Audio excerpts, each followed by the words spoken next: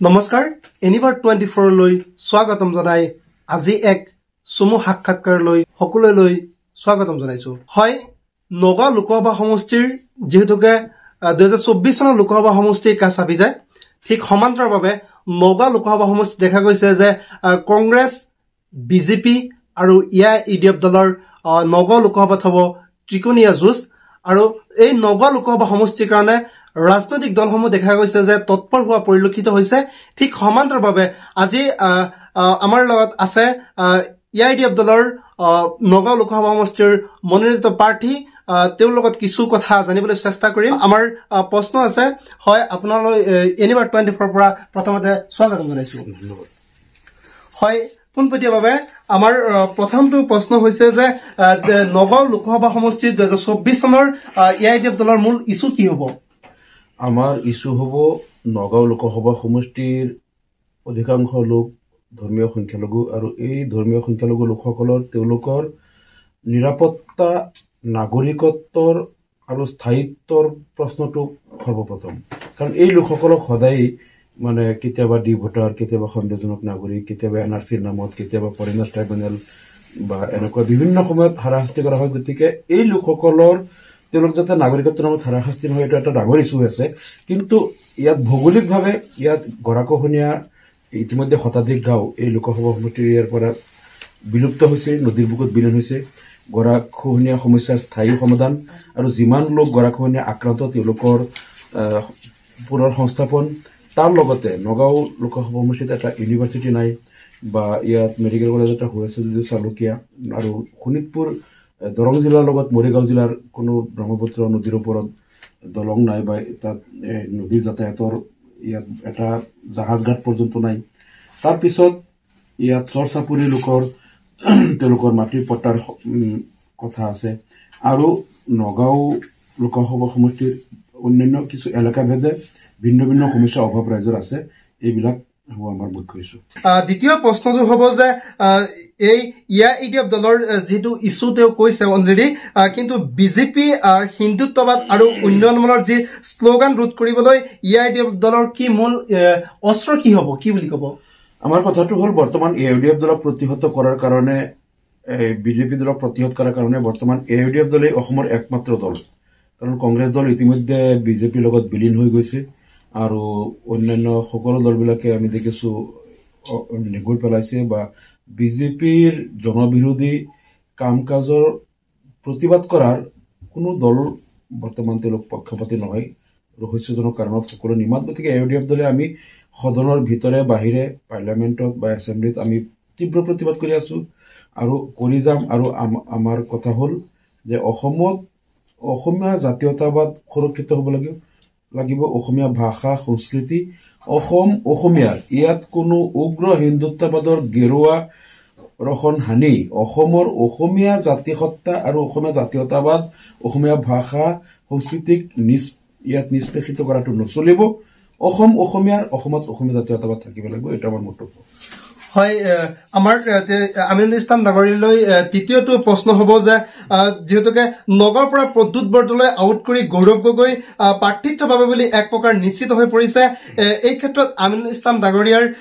নিৰ্বাচনী যুঁজত কিবা ক্ষতিসাধন হ'ব নেকি নাই এতিয়া চাওক আমাৰ কথাটো হ'ল নগাঁৱত কোনে খেলিব কংগ্ৰেছৰ পৰা সেইটো লৈ আমি মোটেও চিন্তিত নহয় কাৰণ কংগ্ৰেছ দলৰ বৰ্তমান অৱস্থাই নাই আমি যোৱা 3-4 মাহত সমষ্টিৰ চুকে কোণে আমি আমাৰ কুচকাৱাজ কৰি আছো কাম কাজ কৰি আছো আমি যি দেখা পাইছো ইডিএফ দলৰ ইয়াত প্ৰত্যক্ষ যুঁজ হ'ব বিজেপিৰ লগত আৰু বিজেপিক আজিৰ দিনতো আমি নিশ্চিত বিজেপিক আমি 2 পৰা 3 লাখ ভোটৰ ব্যৱধানত পৰাস্ত কৰি আমি জয়লাভ কৰিম কংগ্ৰেছ যিটো চিনতেই নাই মূল প্ৰতিদ্বন্দ্বিতাত নাই গতিকে তেওঁলোক তৃতীয় স্থানত থাকিব কিছু সংখ্যক ভোট পাব গতিকে সেই ভোট পাবলৈ প্ৰদ্যুৎ বৰদলৈ নে গৌৰৱ গগৈ নে ৰাহুল গান্ধী নে সোনিয়া গান্ধী সেইটো আমাৰ লোক নহয় যোনেই হওক তেওঁলোক তৃতীয় স্থানত থাকিব গতিকে কংগ্ৰেছৰ কেণ্ডিডেট লৈ আমি মোটেও চিন্তিত নহয় আৰু আমাৰ সেইটো লৈ ভাবি সময় নষ্ট কৰাৰ আমি প্ৰয়োজন বোধ কৰা নাই হয় সময় দেখা যায় যে ইডিএফ দল একমাত্ৰ সংখ্যালঘু ধৰ্মীয় সংখ্যালঘুৰ দল বুলি সময় প্ৰশ্ন উঠে আৰু বৃহত্তৰ অসমীয়া জাতিটোৰ বাবে গ্ৰহণীয় নকলে আন সম্প্ৰদায়ে ইডিএফ দলক কিয় ভোট দিব এইটো বহুতে ভুলকে কয় যে ধৰ্মীয় সংখ্যালঘুৰ দল বুলি এটা মই উদাহৰণ দিছোঁ এটা সময়ত বৰাক উপত্যকাৰ পৰা বিষ্ণুপ্ৰিয়া মণিপুৰী সম্প্ৰদায়ৰ কেইজনমান তেওঁলোকৰ বিশিষ্ট নেতা সামাজিক নেতা তেওঁলোক আহি পেলাই গুৱাহাটীত বিচাৰি বিচাৰি মোৰ ৰুম উলিয়াই মোক তেওঁলোকে গামোচাৰে সম্বৰ্ধনা দিছিল তেওঁলোকে কৈছিল যে এই পবিত্ৰ বিধানসভাত বিষ্ণুপ্ৰিয়া মণিপুৰী সম্প্ৰদায়ৰ এই শব্দটো প্ৰথম আপুনি অসম বিধানসভাত উত্থাপন কৰিলে আৰু এই কমিউনিটিটোৰ যে ডেভেলপমেণ্টৰ কিবা কৰিব লাগে ঠিক সেইদৰে চাহ জনগোষ্ঠী তেওঁলোকৰ হৈ আমি বহুত তেওঁলোকৰ দাবী কৰিছোঁ প্ৰশ্ন তাত এই বাগিচা হাইস্কুল হ'ব লাগে এইবিলাক অন্যান্য জনগোষ্ঠী আমি সদায় মাতি থাকোঁ 6 জনগোষ্ঠীৰ জনজাতিকৰণক লৈ হওক বা বিভিন্ন সময়ত এতিয়া আমাৰ কথাটো হ'ল যে আটাইতকৈ বেছি আমি সংখ্যালঘুৰ কাৰণে মাতিব লগা হয় কাৰণ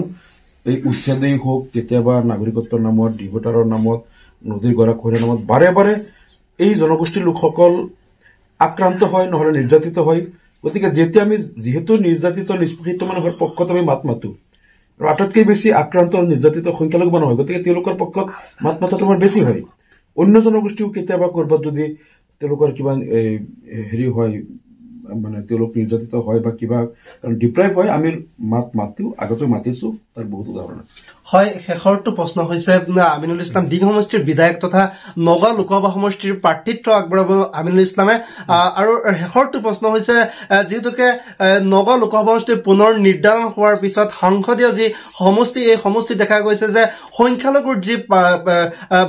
বুথ সেই কিন্তু বৃদ্ধি পাইছে আৰু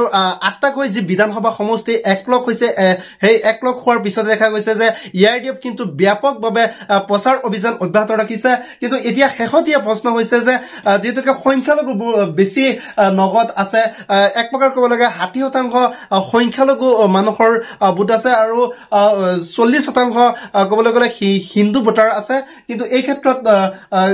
EIDF দলে সংখ্যালঘু বুথ লৈ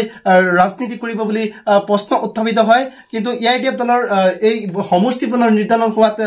লাভান্বিত হ'ব নে ক্ষতি হ'ব এতিয়া চাওক EIDFে সংখ্যালঘুৰ ভোট লৈ ৰাজনীতি কৰিব বুলি এনেকুৱা প্ৰশ্ন যদি কোনোবাই কৰে এইটো এটা অবান্তৰ কথা আৰু মূৰ্খামিক প্ৰশ্ন হ'ব কাৰণ এতিয়া যদি কোনোবাই আজি কোকৰাঝাৰ লোকসভা সমষ্টিত তাত বড়ো ভোটাৰ অধিক তাত যদি কোনোবাই গৈ বড়ো ভোট সংগ্ৰহ কৰি বেছিকৈ পোৱাৰ কাৰণে চেষ্টা কৰে MP হোৱাৰ কাৰণে তেওঁক যদি সোধা হয় যে আপুনি বড়ো ভোটক লৈ ৰাজনীতি কৰিব আহিছে এইটো কথাটো আজি যদি কোনোবাই মানে শিলচৰ তাত গৈ পেলাই যে কোনোবাই কয় আপুনি বঙালী ভোটক লৈ ৰাজনীতি কৰি আহিছে য'ত যাৰ ভোট বেছি সেই তাৰ পৰা সেই ভোট যিকোনো কেণ্ডিডেটে বেছি আহৰণ কৰিব চেষ্টা কৰিবই গতিকে ইয়াত আজি নগাঁও লোকসভা সমষ্টিত সংখ্যালঘু ভোটাৰ সংখ্যাগুৰু হ'ল মানে সংখ্যালঘু যাক কয় ধৰ্মীয় সংখ্যালঘু সম্প্ৰদায়ৰ লোক সংখ্যাগুৰু ভোটাৰ হ'ল গতিকে এই লোকসকলৰ ভোটত ইয়াত MP নিৰ্বাচিত হ'ব গতিকে আমি তেওঁলোকৰ ভোটটো লাগিবই এইটোতো ক'ব নোৱাৰো যে সংখ্যালঘুৰ ভোট লৈ আমি ৰাজনীতি কৰিলে আমাক সংখ্যালঘুৰ ভোটত ৰাজনীতি কৰা বুলি ক'ব আপোনালোকৰ ভোট আমাক নিদিব আমি বেলেগ ভোট বিচাৰিম এনেকৈ কোনোবা ৰাজনীতি কৰিব নেকি মই ভাবো এনেকুৱা প্ৰশ্ন কোনেও নকৰিব কৰিলে হয়তো মূৰ্খামি হ'ব হয় ইয়া আছিল নগাঁও লোকসভা 24ৰ নগাঁও লোকসভা সমষ্টিৰ প্ৰাৰ্থী তথা ঢিং সমষ্টিৰ বিধায়ক আমিনুল ইছলাম আৰু এইদৰে এনিভাৰ 24ৰ সকলো দৰ্শকক দেখুৱাইছো এইদৰে আছিল আমিনুল ইছলামৰ এটাৰ পিছত এটা প্ৰশ্নৰ যি উত্তৰ দি তেওঁ দি গৈছে আৰু দেখা গৈছে যে আমিনুল ইছলাম এই যিহেতুকে 2024 চনৰ যি প্ৰাৰ্থিত্ব তেওঁ আগবঢ়াইছে আৰু যি সমষ্টি পুনৰ নিৰ্ধাৰণ হোৱাৰ পিছতে দেখা গৈছে 8টাকৈ বিধানসভা পৰ্যায়ৰ যি সমষ্টি এটাৰ পিছত এটা সমষ্টি তেওঁকে নিৰ্বাচনী প্ৰচাৰ চলাইছে আৰু আপোনালোকে চাই থাকিব আপোনালোকৰ প্ৰিয় চেনেল এনিভাৰ 24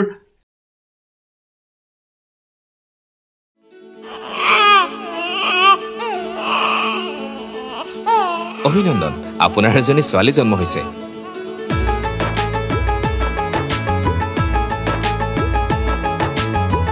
লাহি পাহি এজনী পৰি আহিলে ঘৰখন উজলি বেটি বচাও বেটি পঢ়াও বেটি বচাও